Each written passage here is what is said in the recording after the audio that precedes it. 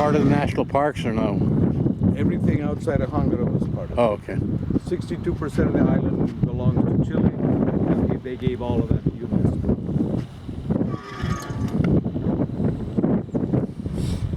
What we've got here is the biggest rock work, fanciest rock work on the island. And when Thor Heyerdahl came here, he looked at it and said, "This looks so much like Cusco." It also proves that Rapa Nui came from the Americas. I think if he had not said that the Rapa Nuis were originally from the Americas, but if you're here for a while, you recognize that it was the Polynesians who came first, and there might have been, and probably was, people coming from the Americas, maybe in the 1250 or 1400s. But he said the first people here were from the Americas, and that's what put people against him.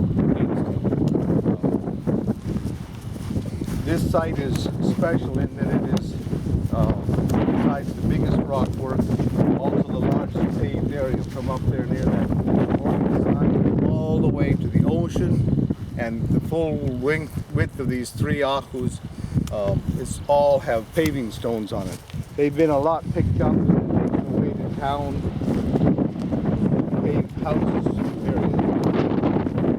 It was probably very late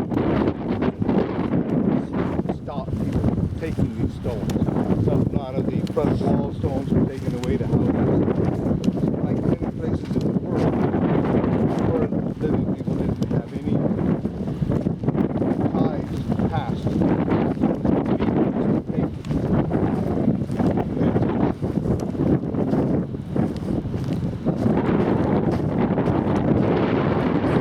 Talking about the large round stones being very separated.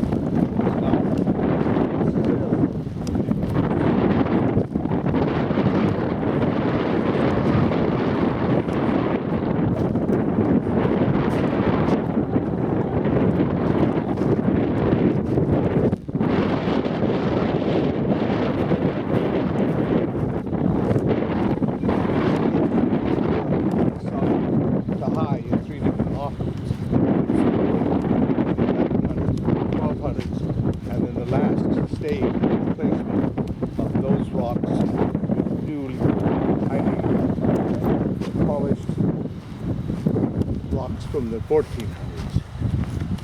What are these grass piles? This is chocho. This is the lupin, and the park paid for having people cut it out. Up here we have a view, and if a fire got loose here, it would cause a lot of damage. Here, this rock work here, this is from the 1200s, and this is where they went down the coast here, picked up rocks, and carved them to fit tighter together. Down here closer to the center, there's a line of the oldest rock work, which is not carved at all. That's around the 1100s. That's these 4 or 5 stones here. And right above them is the rock work in the 1400s, the rock work that indicates or very similar to that we see in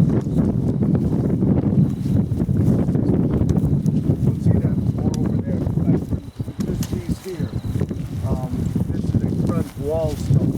This rock was quarried up on top of that last hill there. They knew how deep it was going to sit in the ground, and this was the one that set vertical. This piece here, this special carving here, was set up to be like a clipped together Lego. They had a capstone of red stone. They cut a square channel in it. They slid that down over the top here, and this curved back edge made sure that the front side fit flush against here. As it snapped on, it came flush on the front, so it was self-adjusting. And then we'll go around the side and see some more things.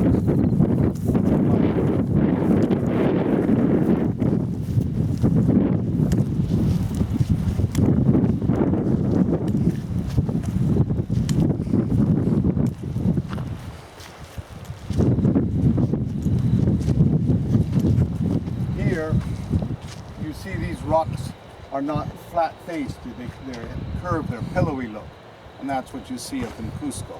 Up here on the corner, or not square corners, but rounded corners, again like Cusco. These were tight-fitting rocks here, and it was sailors came, they blew it up to see where the gold was. I know there's debates on whether it was a Thompson expedition or Captain Cook, but it's being the fanciest work, they thought there was gold here. So they took a keg of gunpowder, blew that hole out, and of course this island has no metal, or they had no tradition for rendering it. So that's why these rocks don't fit. The guy tied his together as they used to. This one here was kicked out about 40 centimeters. It's been pushed back. Here's the keystone again, and that's what keeps it supposedly from shifting. If they had had two of these keystones, maybe this whole thing wouldn't have shifted. And you can see that the keystone was added afterwards. The stone was brought down, and then afterwards, when the sun's shining bright, you can see the hand carving here. The rest of it has been carved and then polished. Another idea here that didn't exist elsewhere is the idea of a foundation, carved foundation stones to support this massive wall. And this is the back wall, and that's a lot of work for the back wall. I don't know what's the focus there. When I talked about paving stones, this is a little bit of what was left. They used smooth sea stones to make this whole area usable, and that's interesting in that there's no water up here. As I said at other places, this is so porous, the water all goes down into the island and comes out as springs along the edges. And up here, no water at all. And to have such a large paved area means that they were planning to have thousands of people here at the same time. And again, no water, and it's also the biggest rock work on the island. Something went special. This guy here is not a broken piece. He's complete and buried, and he's probably the only purposefully buried statue on the island. From that other off over there, the stones, the statues are toppled both front and back. And Dr. Moyet says they were toppled on purpose because the wall hadn't been moved to break their necks. Yet they were all knocked down. And I think it was because they somehow fallen backwards. It was probably an earthquake, and it was shaking horizontally on this end. There's nobody, if they're trying to save the statue, nobody push it over backwards. So I think that's a natural act. And what happened, I think, was this statue was just arrived. I know it has never been on top because the eyes are still flat. And to keep him from being knocked down and destroyed, they buried him. And when they figured out when they got past the warfare or whatever has happened, they could dig him out. That's what's happened. The erosion also is, for me, evident because when I left, you could still see a little bit of the spiral on the nose. You could still see the line in the ears. That's a lot of erosion. Under the ground is crisp, clean, like the one photograph we saw in the parking stuff. And this diamond over here that we see the backside of it, that's that one along with the others back up above. The ships come in and line these two diamonds together, and there are two other diamonds on the other side, so they line up 4 diamonds, and they know that they are right beside it. And they go down and scoop up that buoy, and attached to it is the hose that they will pump in all the fuel for the tanks up here. We don't have any piers. Ships can get next to it and offload all the oil and jet fuel. That has nothing to do with archaeology. That's life form to do.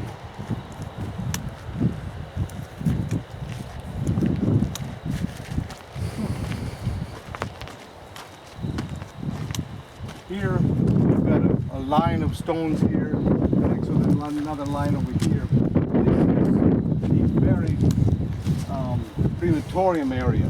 Underneath this dirt are small squares of stones, small ones for children, larger ones for adults, and usually a big one on the right for groups of adults.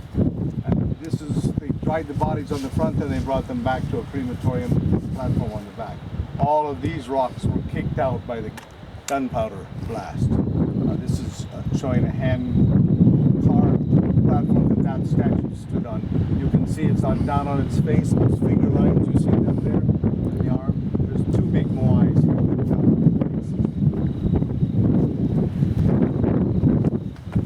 And I had a hard time getting the part between this.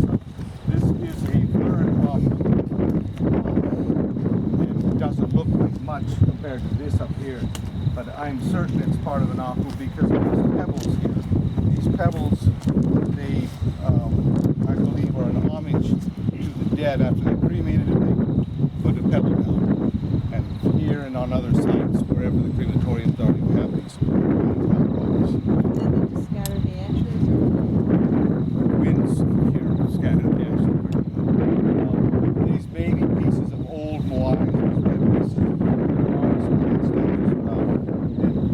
it's hard to expect anything you look over on that part of the back wall. It's the same kind of rockwork. They were in the process of replacing the old junk rock with something new and fancy. They had, you can see over here on this piece here, they did have accidents bringing those big monstrous rocks down here, but when they got here, if there was a chip out, they carved in a patch to fit that hole there. And the mismatch here shows the cumulative damage from all of our guided tours, taking the rock out and putting it back, taking it out and putting it back for 50 years. It no longer matches very well. So I no longer take it out to show.